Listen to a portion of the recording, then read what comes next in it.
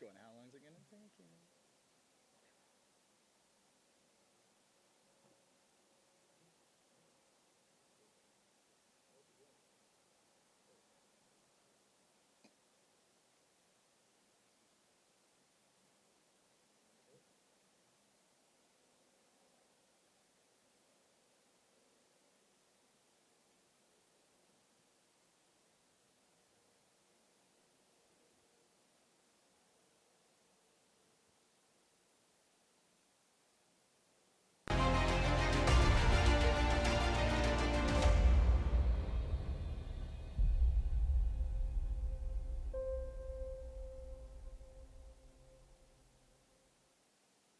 Getting our kicks just off of Route 66 in Flagstaff, Arizona. It's the 2023 PDGA Masters Disc Golf World Championships. I'm Grant Zellner alongside Terry Miller, coming to you live today from the Little America Resort, where final rounds are taking place. That is, the semifinal rounds before, of course, the final 9. They are on the courses right now. Got an early start, which was a big deal this morning because we are facing record heat today. Yeah, I was thinking everything turns up a notch today here on Championship Saturday, not only figuratively with regards to the scoring, what the players are going to be doing, but also probably the hottest temperatures that we'll see all week. We're going to be just a few degrees shy of 100.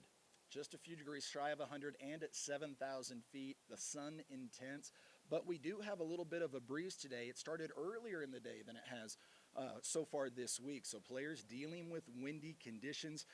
Nearly 900 players playing right now, vying for a chance to be part of the final foursome in each of those divisions. Those rounds will go off just after noon today, but we need to let you know exactly how we got here to Saturday. It's the end of a marathon.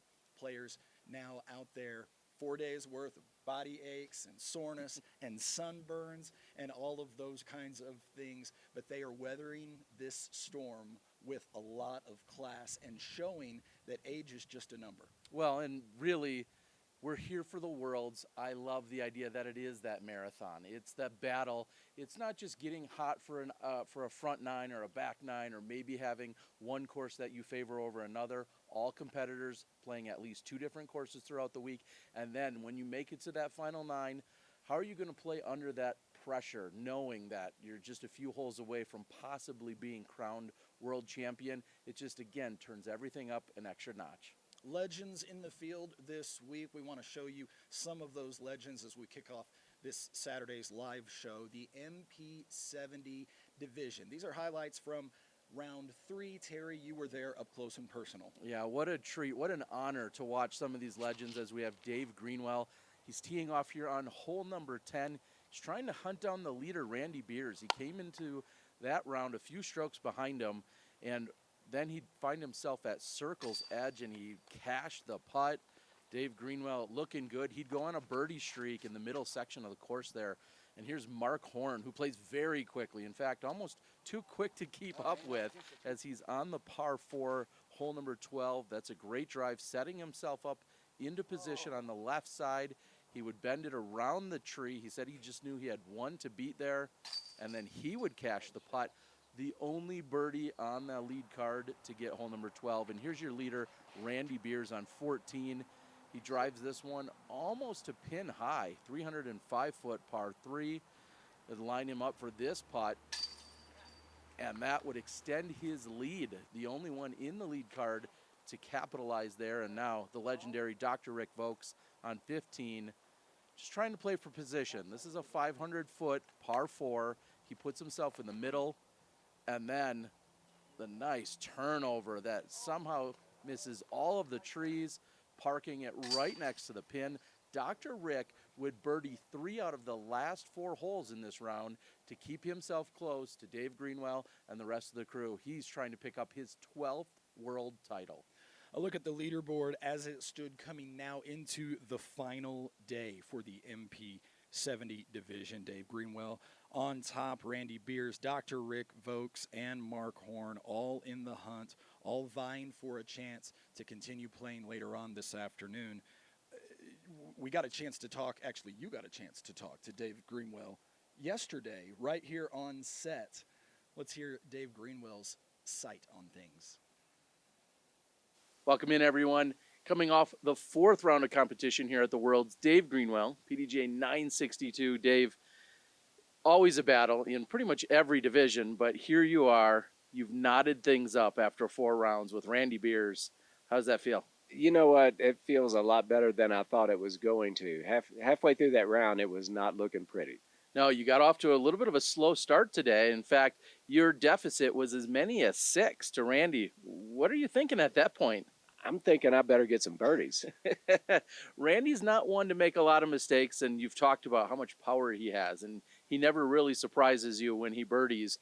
How do you feel like your mentality was in terms of pushing? And do you start to get nervous or thinking about running out of holes at this tournament? You know, it's not really as much nervous as it is getting more anxious. But I just knew I had to focus on what was going on. I couldn't change what had already happened, but just had to go forward and, again, try to score. Now, you've had 2 rounds at each course. You've had equal time, 36 holes at Tut Hill, as well as 36 holes at the Crew course. Dare I ask, do you have a favorite or a preferred of the 2? You know, both of them are a little bit tricky for me. I haven't been playing all that much, and there's a lot of accuracy required here, and you got to watch every step with this lava rock stuff. I've seen several people hit the ground, and I'm not ready to do that yet. And with limited vision these days, you know, it's easy to trip and fall. So you got to really pay attention when you're out there. And I believe a little birdie told me that you haven't played competitive sanctioned golf since the World Championships last year. When and how do you get practice reps in, or do you just come out and go for titles at the Worlds? You know, I still play local stuff, and usually it's some draw doubles and what have you, but it's a lot different than playing singles and playing against really, really good players in a World Championship. So, yeah, I'm a little bit rusty, but I still know how to, do the shots. It's just a matter of getting them in the basket. Rusty, but tied for the lead at the Worlds. That's a combo I would love to have. Just for everyone at home, in case they didn't know some of your history, how many world titles do you already have coming into this event? I have won 10 singles titles. And then also you've collected a few doubles titles throughout the years as well. I have. I think I've had 9 doubles titles and about 12 or 13 skill shot titles. So dare I ask, what would it mean to add yet another world title to your resume as you're in the hunt right now? You know, every time you're playing for a world title, you want to win. It doesn't always happen, but it's really fun when it does. Yeah, and you've been here for how many world championships as well? How many have you competed in? 47 maybe. I've played in all of them. So I had to play in 2 from 16 or 17 on. I can't even remember when it split, but if you're going to say you played in all of them, then you got to play in the Masters and in the Open, and I can't compete with the Open guys anymore. It's still fun to do it, but it's a little deflating when I have to throw at least twice, if not thrice, to their drive. So, it's a blast, and I love watching these young guys play. But yeah, so far it's been all of them. Well, no one is keeping up with the world champ like Dave Greenwell. He's in the hunt through 4 rounds, all knotted up with Randy Beers. We wish you the best of luck here at the 2023 World Championships. Terry, every day this week I catch myself mid-sentence getting ready to use the word legend. And then I think, you're probably overdoing it. And then I think, well, this week and maybe this week alone, there's just no other word to describe so many of the players that we have here. We have Hall of Famers here continuing their playing career, adding new chapters to their legacies. We have players already with multiple PDGA major championships, adding another trophy to the trophy case. It's incredible stuff being around these people. I've gotten the pleasure of meeting many of them. You have seen them in the arena time and time again. What do they all have in common? Well, usually, I think after every world championship, when you say, what is the key to your success, for many years, for many decades, it's always been practice putting. Okay. They will tell you. They'll say, you ask, and maybe that goes to the old adage, you drive for show, you putt for dough, but they always will tell you their putting was on or that they practiced tens of thousands of putts before the week. Now, as these players continue to go on, I look to a Dave Greenwell and hearing that he hasn't played much competitive golf in terms of tournaments in the last year is a little bit surprising to me, but that just also shows how good he's been for so many decades, that he can kind of just rely, maybe a little bit rusty, but the fact that he can still come out and be as competitive as he is because he's not playing much golf, just such a testament to his overall skill set. And then just the tenacity within these players and the fact that a lot of them will tell you they're great at forgetting what happened. If they had a bad hole, they always know, I just need to put that behind me and move on. I feel like that's one of the single most common threads among our champions' mindsets is I'm good at forgetting it, I had a bad hole, and I moved on to the next. And that could really be applicable to all of us. I find that so profoundly practical that of all of the mental things we could talk about, all of the life experience we could talk about, the practical answer at the top of the list is practice putting. I think that's just so interesting, and it's so true. That's the kind of thing that these players talk about, the practicality of how you get better at your craft. And look at this list of legends that we have in front of us. Some of them here this week. Dr. Rick Vokes, David Greenwell here this week. Sylvia Vokes is here this week. Just incredible to see these players adding to these numbers you see in the right-hand column. Yeah, and I look at one of the most fun stats for me as we were just talking about that MP70 division, Dr. Rick with those 11, David Greenwell with 10. They're both trying to hunt down Randy Beers, who hasn't collected one or nearly as many as them. So they're trying to add to their legacy, but Randy Beers is in their way. And they'll both admit Randy Beers can throw farther than both of them, but I feel like the shorter game that we see from Greenwell or Rick, Dr. Rick, would possibly give them the edge. So I'm excited to see how it's going to unfold. You don't get to say this very often when you're at a disc golf event, but we get to today. We're going to jump back in time about 3 decades or so in terms of the age of our competitors in a completely different division, the FP40 division, here at Little America in round 4. Owen Scoggins and Holly Finley tight at the top. We start with Holly Finley on the 5th. A par 3, Holly played very, very well during the first loop around here at Little America. Puts this disc to circle's edge. In blustery conditions, you'll notice players, like in instances like this, jumping at the opportunity to putt when the flag is down. Holly cashes that in. This ahead now on the 11th. This is a gnarly little par 3. It's not even 200 feet long, but look at the difficulty. Holly hitting the elevated basket for yet another birdie. Later on, Holly later in the round comes up a little bit short off the tee here. Does have an open look at the basket. And look at this. Deep circle to her card mates, cheering that one all the way into the bottom of the basket. And Holly needed that to try to maintain contact with Owen Scoggins. She finishes her round at 2 under par for the day. Yeah, and watching that, it's really been a Holly and Owen battle here for the last few rounds. They have separated themselves from the field, and I think you're going to see these two go at it when it comes to the remainder here on Championship Saturday. Owen Scoggins did not play particularly well her first loop around this Little America course, and I think is still trying to figure some things out. Here on the 9th, a 423-foot par 4 Owen. Well positioned off the tee despite that late tree kick. Able to carve this little upshot through a late gap and give herself a short little birdie putt, no problem, for Owen Scoggins. On the 14th, Owen to the forehand. Her forehand is pretty legendary. However, she likes to burn them over low to the ground, and here a lot of those low ones have been getting eaten up by rocks. And she has managed to finally make the adjustment. She makes the birdie there. And then on the 18th, this is a tricky finishing hole. Gets a lot of power off the tee. And then has to go big on the second just to get in the neighborhood of the basket. Gets the little forward skip on the hard pan. And now a long uphill putt, an exclamation point at the end of the round. She was 4 down for the day. She'll lead by 5 heading into today's action. And as I said before, they're already on the course. We caught up with Owen after her round. But first, let's take a look at the overall leaderboard in the FP40 division. You see, to your point, Terry, Owen and Holly out in front. Yeah, and separating themselves, maybe comfortable as they'll head into the semifinal round. What I was noticing about Owen Scoggins, we saw that putt on 18.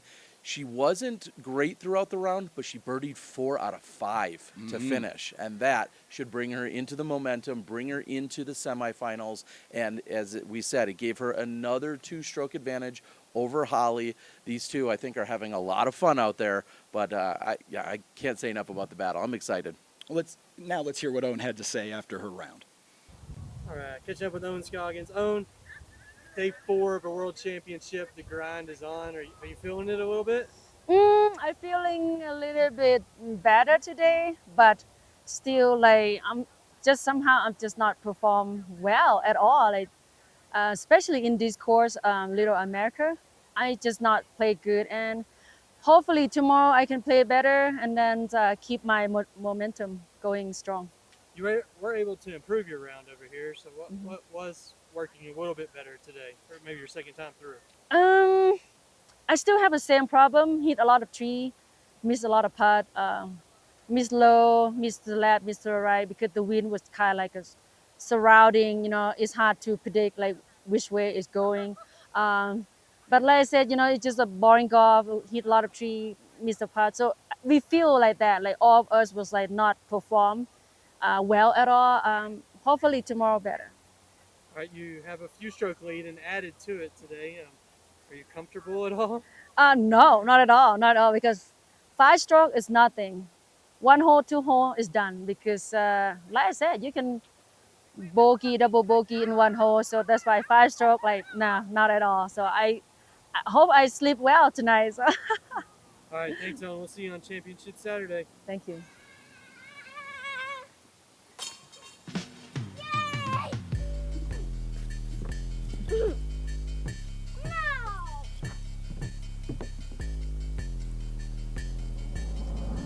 So no way.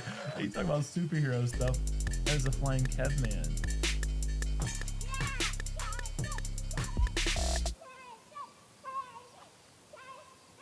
Imagine, your favorite disc is unreachable.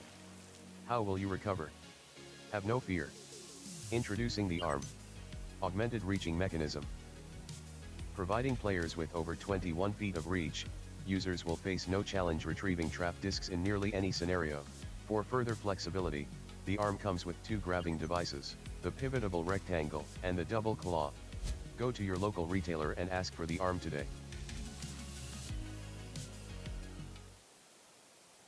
You're back at the Little America Resort in beautiful Flagstaff, Arizona with Grant Zellner and Terry Miller.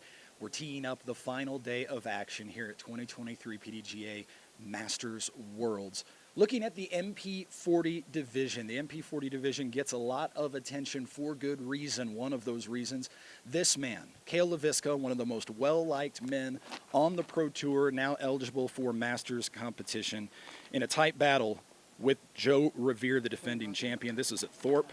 Cale on the 4th, 308 feet. The drop-in for LaVisca. Then on hole 13, love this hole. The narrow 500-foot par 3. Downhill. Look at this. Boom. Off the flag on top of the basket. The crowd goes wild. And Cale walks up to see how far his disc deflected away. Has to nail this uphill comebacker from distance. Gets it. That would have been a shame to not earn the birdie on that one. Joe Revere, your defending champion now. This is the 6th, the 600-foot par 4. Well positioned there for Joe Revere.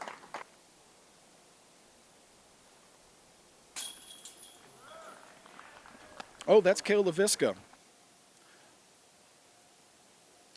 Either way, apologize. well, either way, they keep birdieing. It's easy to get them The confused joys- this week. The joys of live television and trying to keep notes in order. That was Cale at the 17th, and I don't want to shortchange that. It's a 390-foot par 3, difficult to birdie, and he gets the birdie. He needed it to stay in contact with Joe Revere. Now we move on to Joe Revere and his play during the day.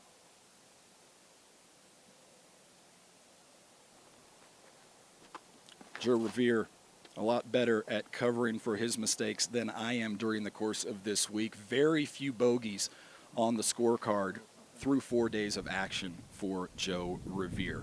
This at the 6th, the 600-foot par 4. Nice approach and a chance at the birdie right here for Joe Revere, just to drop in, really. Yeah, and these guys are going into the back nine, both Joe and Cale, trying to take advantage of all the birdies that are back there when it was all said and done.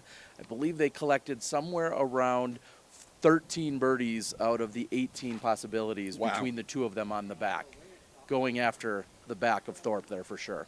500-foot par 3. This is the one we just saw Cale bounce his drive off the flag. Joe needs this deep putt and gets it after going just a little bit offline with that drive.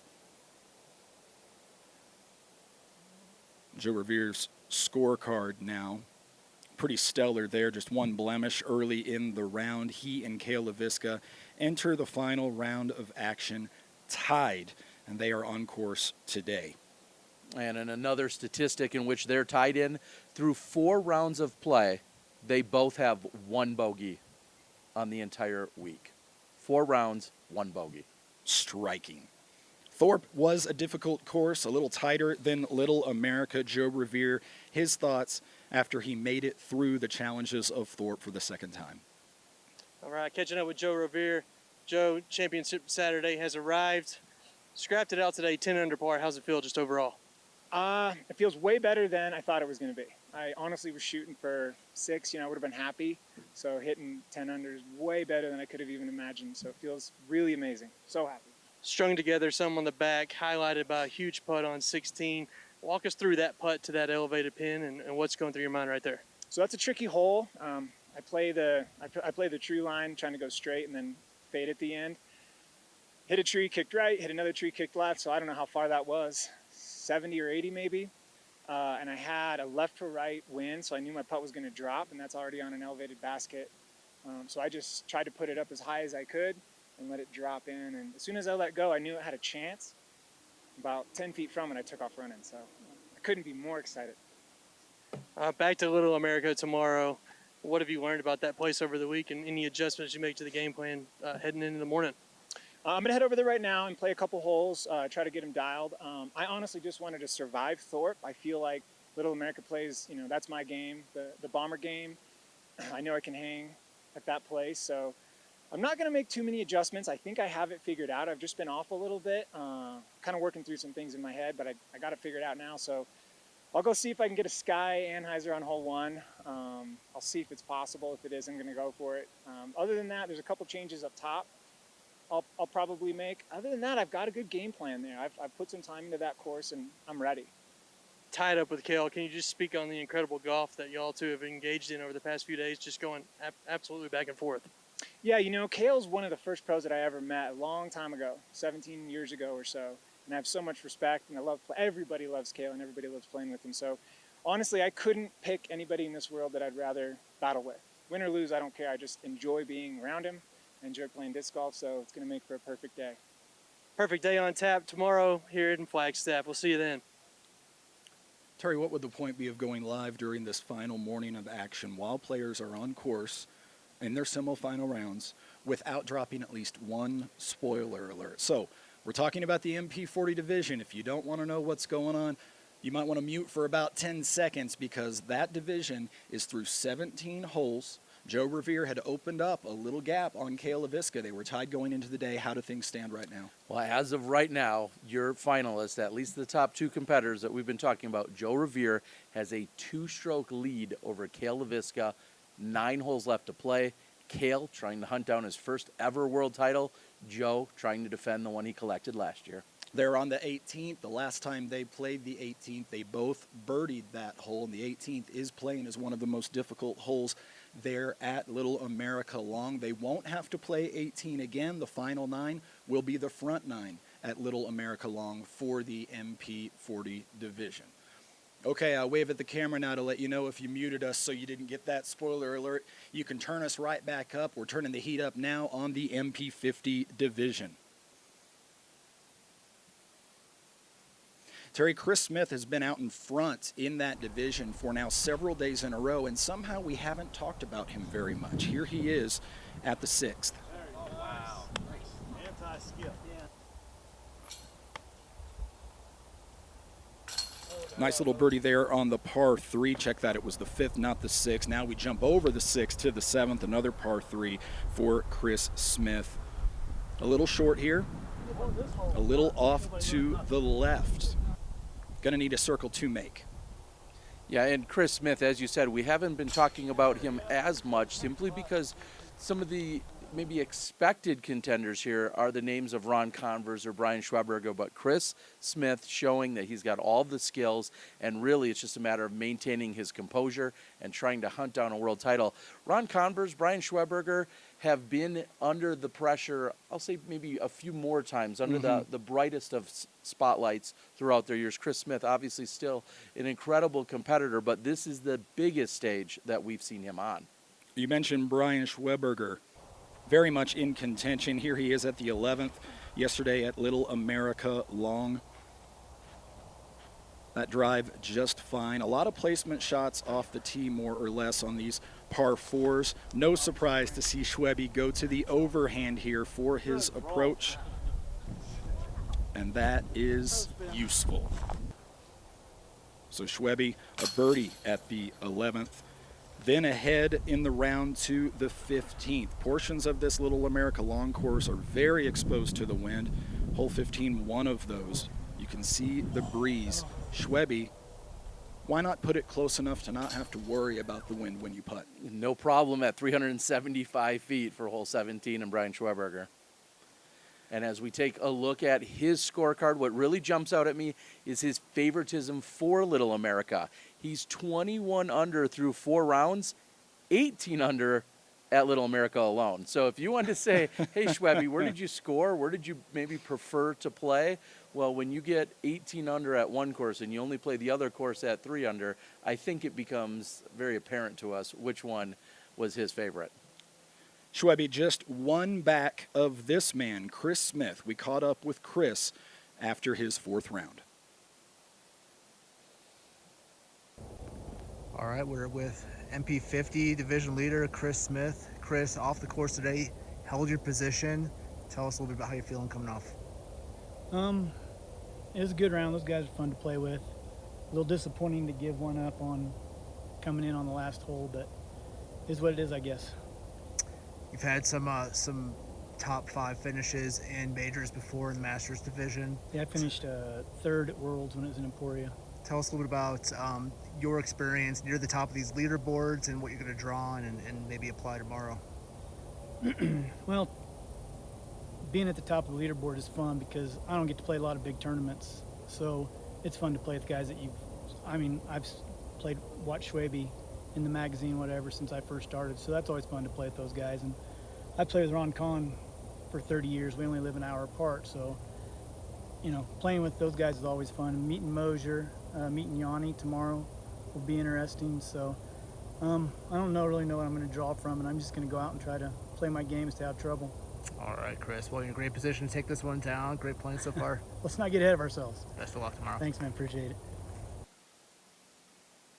Astute viewers will know you can key up the PDGA live scoring app right now, and you'll notice most rounds finishing right about now. Shotgun start this morning for the semifinals across all divisions. They're finishing up as we speak, some on their 18th hole, some just now coming off the course. Final foursomes are set for the afternoon. We will summarize what we know and what we're waiting to find out right after this final break right here with the PDGA at Masters Worlds. Stay tuned.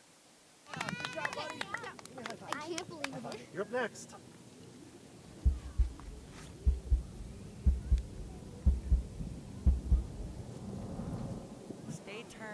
Uh-oh. Oh, no.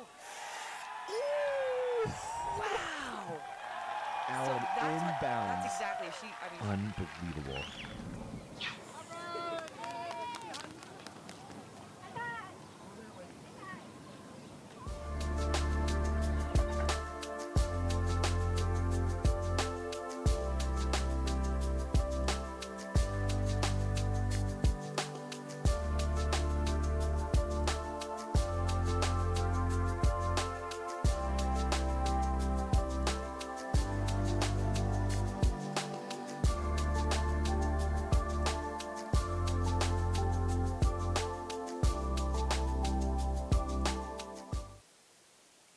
Terry, before we try to summarize the action remaining in today's play, we want to make sure we recognize a couple of champions that have already been crowned, starting with the MP80 division.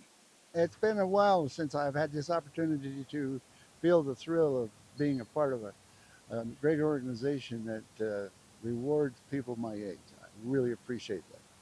I started when I was 68. My doctor said I had high blood pressure and high blood sugar.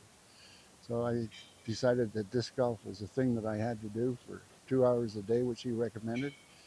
And in so doing, day after day after day after day, which is what it takes to stay healthy, I have managed to reach the ripe old age of 87, and I just am feeling like I can keep on going. We got a rough start at the beginning because we missed our tee time by seven holes, and it was par plus 4. But we just soldiered on, and we just had a ball. There's so many rocks out here, but the placement of the pins and the weather, it just is a great challenge, and we have enjoyed the challenge and tried to do our very, very best. I hope to play in the Masters down in, I think it's Raleigh, North Carolina, here sometime this next fall. So that's kind of where I'm looking for right now. Family and Frisbee. Family and Frisbee, absolutely. Yes, password, right? I'm from Chapel Hill, North Carolina. I'm delighted to be here. I'm thankful that the other ladies signed up for the FA 70 that were here, Linda and Faith. I'm delighted to play with them. We had a wonderful time. Everybody got it better as we played.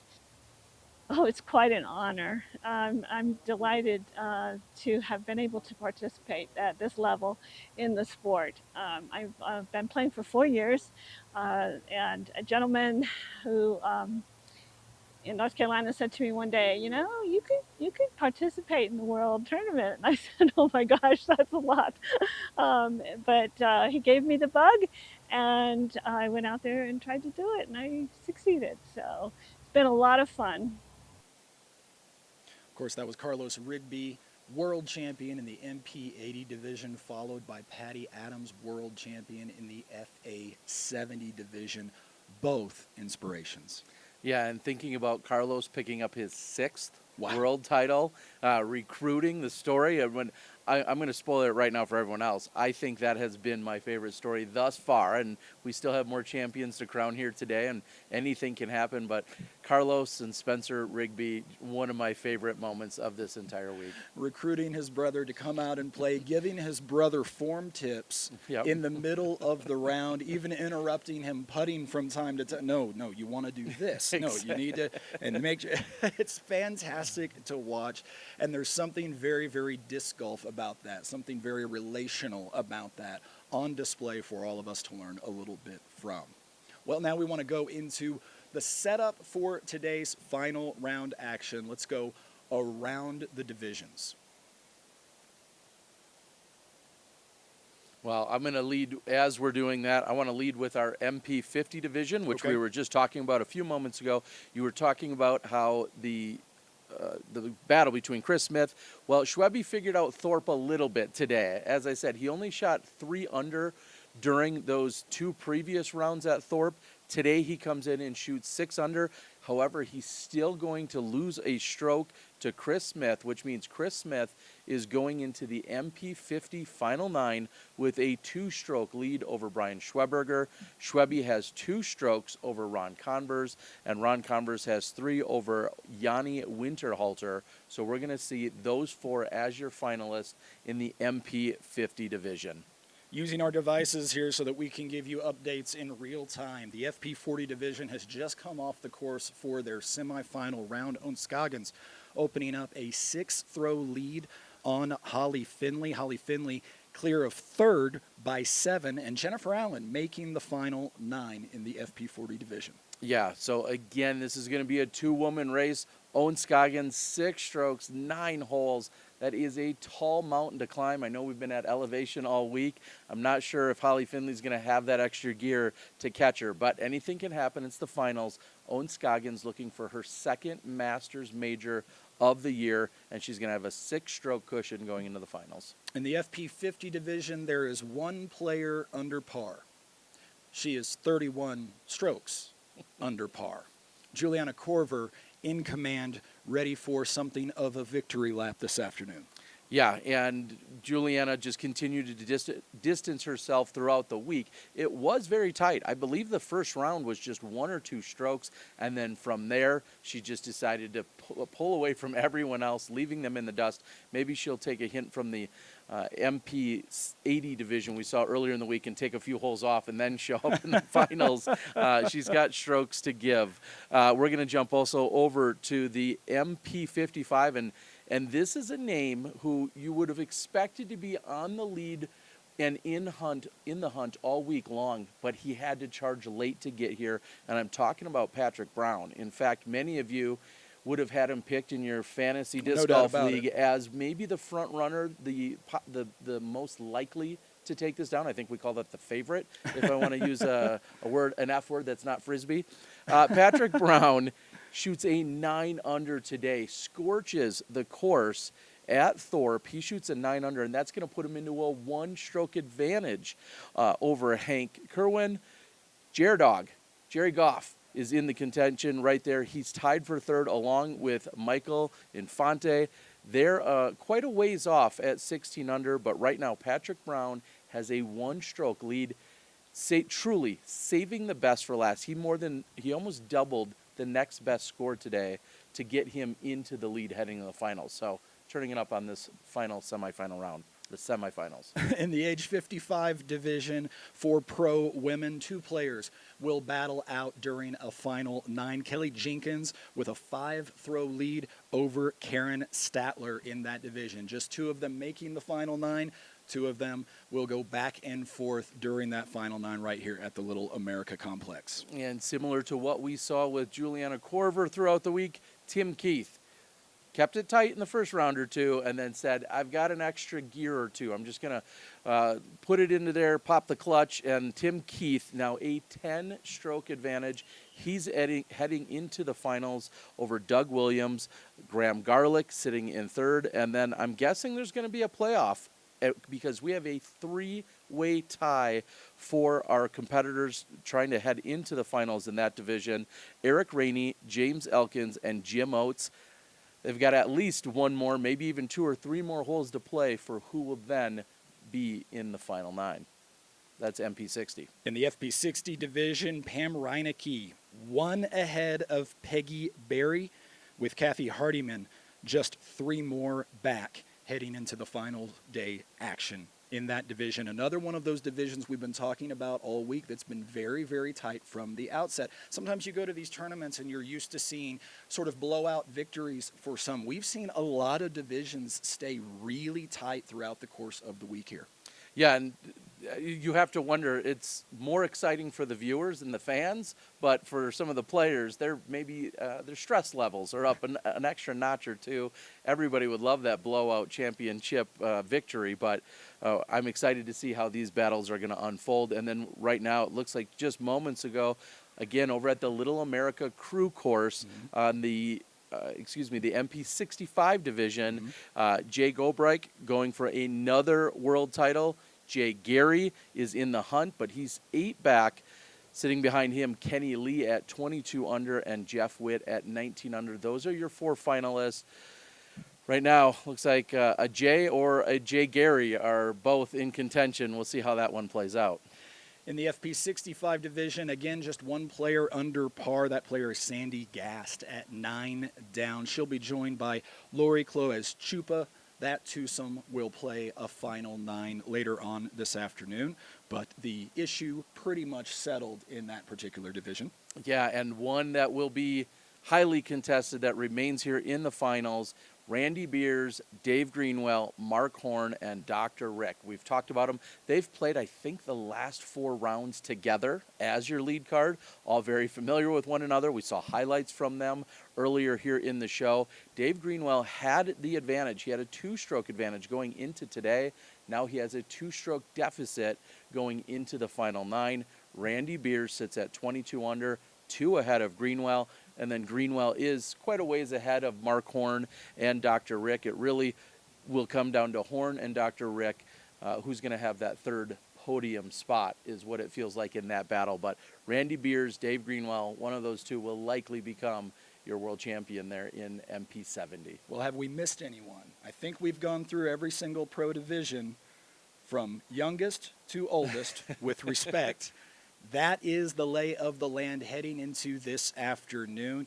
We're closing in on the noon hour here in Flagstaff. There is not a cloud in the sky. The winds have actually calmed just a little bit from what they were earlier this morning, which is going to make it feel even hotter than it already is. Thankfully, players only need to go 9 holes instead of a full 18 this afternoon, but it's the end of a long week, so players will be battling perhaps a little fatigue, a little bit of sun exposure, a little bit more drama perhaps going into this afternoon's action. Well, and even a few of these players, their routines were all switched up today. We talk about the likes of your MP40 division.